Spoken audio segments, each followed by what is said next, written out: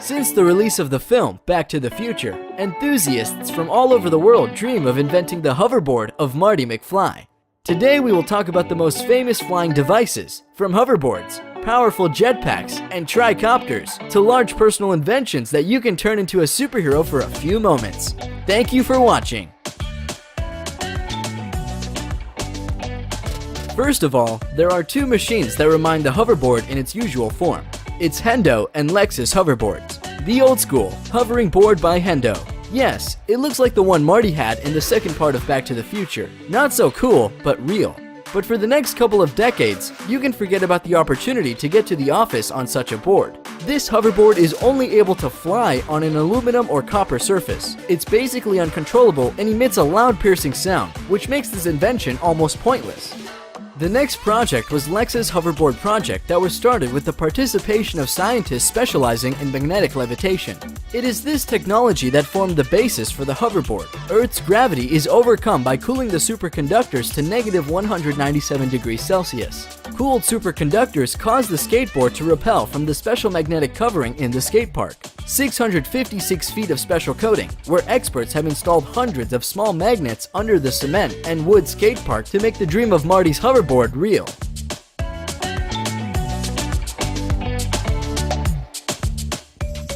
Now, we turn to the list of real jetpacks. And the first among all is Jetpack Aviation's JB9, that bills itself as the world's only jetpack. The device can carry a total of 10 gallons of kerosene and uses small-scale airplane engines mounted to each side that provides upward thrust.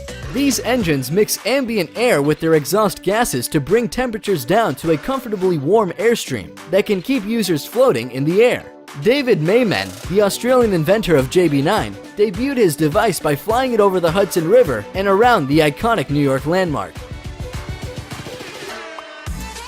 On the left hand, I've got a twist grip controlling yaw, says Mayman. If I turn my hand to the left, I spin to the left. You'll see some little yaw vanes at the bottom of each engine, a little cup that tilts backward and forward. To go forward or backwards, which requires pitch, effectively what I'm doing is pushing both handles down. That'll make me go forward. With JB9, you can take off and land from absolutely vertical. You can get an initial climb rate of 500 to 1,000 feet a minute and a speed of 60 miles per hour. So if you can imagine walking out your front door and being able to take off from your porch, it can be real today. But pilot David Mayman and creator Nelson Taylor went further. In 2016, he presented the new jetpack JB10. David Mayman, the Australian pilot of the JB9, debuted his new JB10 by flying it over the Principality of Monaco.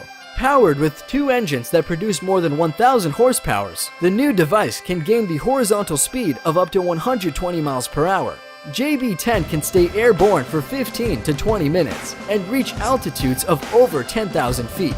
Unbelievable for a device of the future. Unsurprisingly, all this gyroscopically balanced truck-sized vector thruster technology isn't cheap. Jetpack Aviation plans to start selling the JB10 in 2019, but to get your hands on one, you'll need to shell out about $250,000. Amazing real-life Iron Man suit that actually flies. Meet Richard M. Browning, the ex-soldier who's created an amazing working jetpack.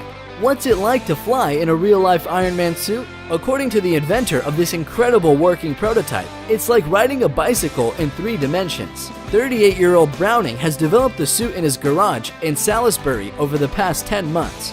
Propulsion comes from 6 miniature jet engines, similar to those used in jet-powered model airplanes, which are mounted on the arms and the lower back. The suit can fly in most locations, Richard says.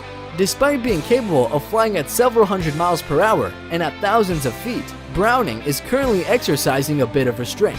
Besides, flying like Tony Stark is not as simple as just strapping yourself in and jetting off. The suit requires an enormous amount of physical effort to control. Even for Browning, a dedicated triathlete, in order to fly, he must follow a strenuous workout regime. In a typical week's training, he cycles over 150 kilometers. He also runs 40 kilometers every Saturday morning, so it's really hard to be an Ironman. Jetpack by Ives Rossi. Ives, otherwise referred to as Jetman, is known to the world thanks to his flight on the reactive knapsack wing of his own invention. On May 7, 2011, Rossi reportedly flew over the Grand Canyon in Arizona. In October 2015, Ives and Vince Refn, wearing jetpacks, deployed from a helicopter flying at 5,500 feet and flew in a choreographed demonstration with an Emirates Airbus A380, cruising at an altitude of 4,000 feet over Dubai, reaching the top speed of the 304 kilometers per hour, about 189 breathtaking miles per hour. For landing, he uses a parachute. Ives Rossi made many flights on his wings, including flying over the English Channel, over the Swiss Alps in the ranks with 2 Swiss Air Force fighters. Unbelievable jet man. Flyboard air, a new word in the world of jetpacks and hoverboards.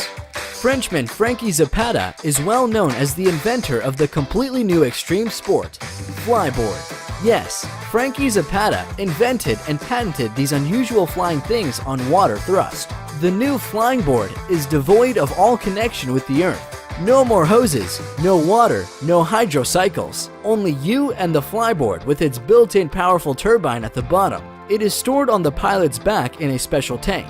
To control the board, you use a remote, and if you were lucky enough to own the first model, you can use the first remote as well. The flyboard is capable of lifting a person to 9,800 feet in height, and the flight time doesn't exceed 10 minutes with a full tank. The maximum flight speed is about 93 miles per hour, but no one has tested it yet. During the first flight test of his brainchild, Frankie decided to play it safe, so he only rose 98 feet above the surface of water, developing a top speed of 34 miles per hour. The Scorpion 3, a single-seat electric-powered hoverbike by a Russian company that builds drones. Footage uploaded to YouTube of the inaugural flight is on track to break 1 million views. It shows a tester wearing a motorcycle helmet to guide the hoverboard through the air inside a factory. Though, don't expect a motorcycle's license or even a pilot's license to authorize you to ride one of these things. The only thing that would, in my opinion, is a willingness to have your legs amputated in the name of extreme sports. Flyke, personal tricopter of the future. The project started in the summer of 2014 at an applied research institute in the country. It is a coaxial Y6 layout tricopter, which means that the lift is generated by 6 rotors, grouped in counter-rotating pairs of 3 axes that are positioned uniformly around a circle. On the manned flight, the Flyke concept demonstrator had a takeoff weight of 210 kilograms, and this video shows how Flyke will look like in the near future.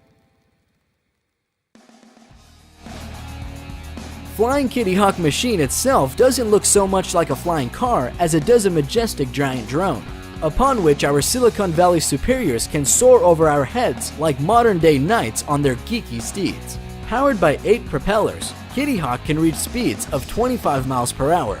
The flyer weighs only 220 pounds, which means you won't need a license to fly it, and it's legal to operate in the United States, so long as you fly it over water in uncongested areas. Des Molnar hates traffic, so he's built a flying machine. The G2 is constructed using a steel and carbon fiber frame paired with a stock Suzuki GSX R600 motorcycle engine and a carbon steel propeller. The propeller disengages with the rotor and engages with the transmission, allowing the vehicle to achieve speeds of up to 200 miles per hour on the ground and 90 in the air. Mad Max in real life.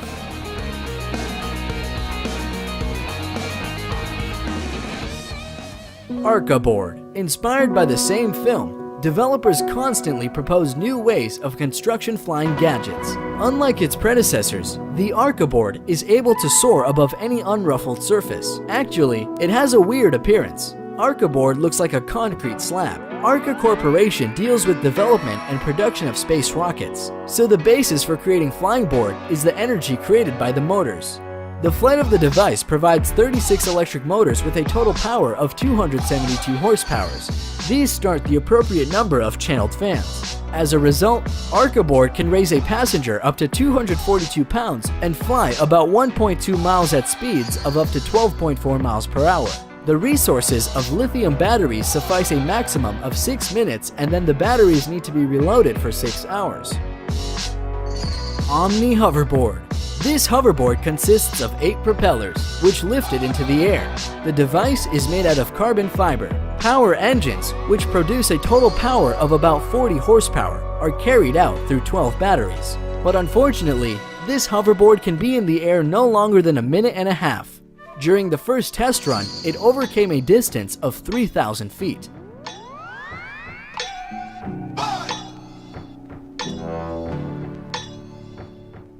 Flying Bike by Colin Furze. A levitating bike that does not fly as low as some previous models, but this design is worth the attention. In addition to these things, Colin Furze's channel is full of cool inventions. You'll find the link to his channel in the description. Our list is coming to an end, and it's time to chill with Hammock Drone. There is a rumor that it is just a well-executed VFX trick in a commercial for Dutch insurance company. Anyway, the idea is as simple as it is beautiful. It's a hammock that not only can move, but can float just about anywhere. While drones are poised to change the worlds of commerce and food delivery, perhaps we should be focusing on how they can change the world of luxury as well. Thanks to all for watching.